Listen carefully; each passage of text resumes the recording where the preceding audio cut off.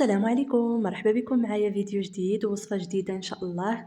اليوم غادي نشارك معكم المعلكة أو غريبة ديال الكاوكاو. صراحة كتجي زوينة بزاف وبنينة، وغادي نعطيكم جميع أسرار باش تنجح معاكم وتبقى محافظة يعني على الرطوبة ديالها. خليكم معايا مع المقادير والطريقة ديال التحضير. هنا عندي 400 غرام ديال الكاوكاو هذا الصغير.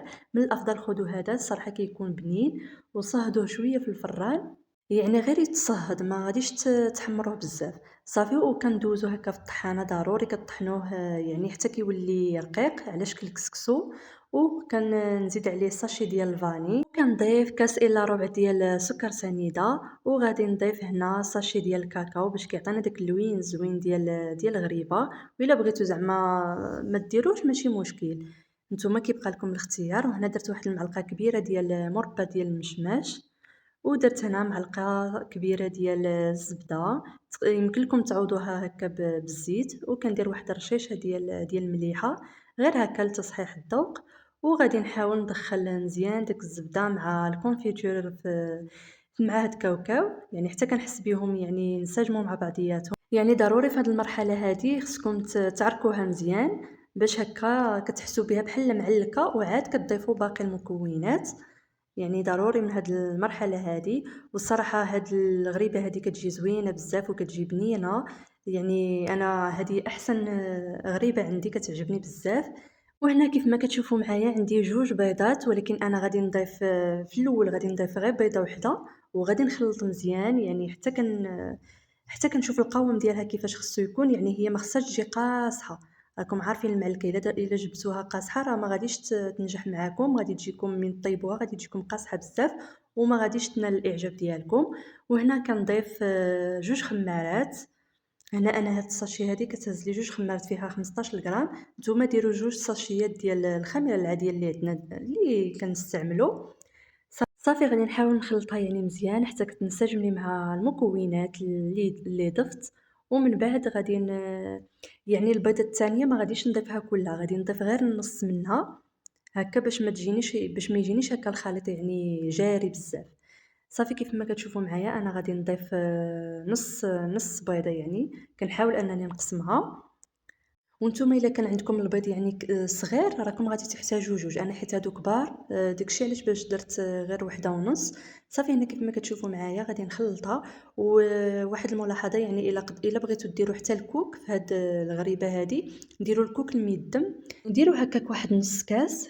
صراحه كيعطي واحد الاضافه اللي زوينه. المهم نتوما كيبقى لكم الاختيار، انا بصراحه ما درتوش وجات كتحمق هاد الغريبه، الصراحه تستحق التجربه. وهنا عندي شوية ديال الماء زهر كنغطس فيه يدي شوية غير هكا تفاديا باش ما تلصقليش الغريبة في يدي. صافي هكا كنشكلها يعني على شكل كويرات، ما ديرهمش كبار وما ديرهمش عاوتاني صغار، ديرهم يعني متوسطين باش ملي كيطيبوا راه مازال كيتضاعف الحجم ديالهم في الفران. وبالنسبة للكويرات تقدروا ديروا فيهم هكاك 20 غرام راه كافي، راه صراحة كيجيو زوينين وكيجيو يعني متيولين. المهم هنا كيف ما كتشوفوا معايا كنمرّغهم هكا كنفندهم في السكر كلاصي يكون سبيسيال. ومثلًا إلا كنتو كتخافوا أن السكر كلاصي ينشف لكم على الغريبة، ضيفوا معاه واحد 2 معالق كبار ديال مايزينا ديال النشا وخلطوه، راه ما غاديش يذوب لكم نهائيًا في الفران. هذه واحد لاستيوس صراحة زوينة بزاف وناجحة 100%.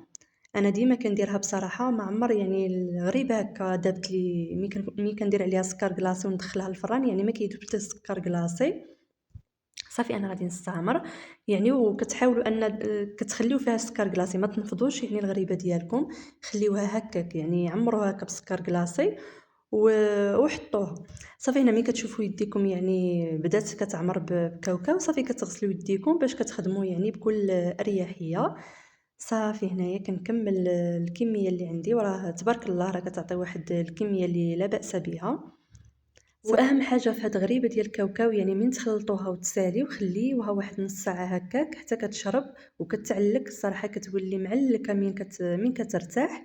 وصافي كتشكلوا الغريبه ديالكم كيف ما كتشوفوا معايا، كدهنوا صفيحه الفرن ديالكم بشويه ديال الزبده ولا بشويه ديال الزيت، وكتضغطوا عليها واحد الضغيطه اللي خفيفه هكا، يعني غير هكا باش ملي كتدخلوها للفران كتاخذ داك الشكل ديالها، كتجي زوينه وكتشقق لكم مزيان.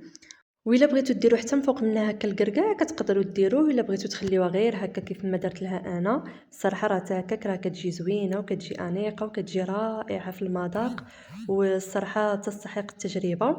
وإلا وصلتوا حتى لهنا ما تنساوش اختكم اللايكات والتشجيعات ديالكم وبارطاج القناة فضلا وليس أمرا، باش هكا القناة تزيد تكبر بيكم. وبالنسبة للطريقة ديال الطياب كتسخنوا الفران ديالكم يعني على درجة الحرارة تكون مرتفعة، ومن تدخلوا الغريبة ديالكم نقصوا على عافية مهيلة، يعني العافية تكون فوق منها حتى كتشقق الوجه ديالها، عاد كتطلعوها الفوق باش كتكمل الطياب هكاك من التحت، وما تكترولهاش يعني الطياب. هي راه 8 دقايق 9 دقايق راه كتكون طايبة يعني واجدة، باش هكا ما تجيكمش قاصحة. يعني ضروري ديروا لها العافية هكا من الفوق حتى كتشوفوها تشقات، يعني تشقق لها هكا الوجه ديالها، عاد كتطلعوها يعني ولا كتشعلوا لها العافية من التحت باش كتحمر لكم شوية وصافي. وهذا هو الشكل النهائي ديالها. صراحة كتجي زوينة وكتجي رائعة، غير جربوها بهذه الطريقة هذه اللي شاركت معاكم، وان شاء الله راه غادي تنال الاعجاب ديالكم. وكنقول لكم شكرا لكم بزاف، والى اللقاء، الفيديو القادم ان شاء الله. السلام عليكم.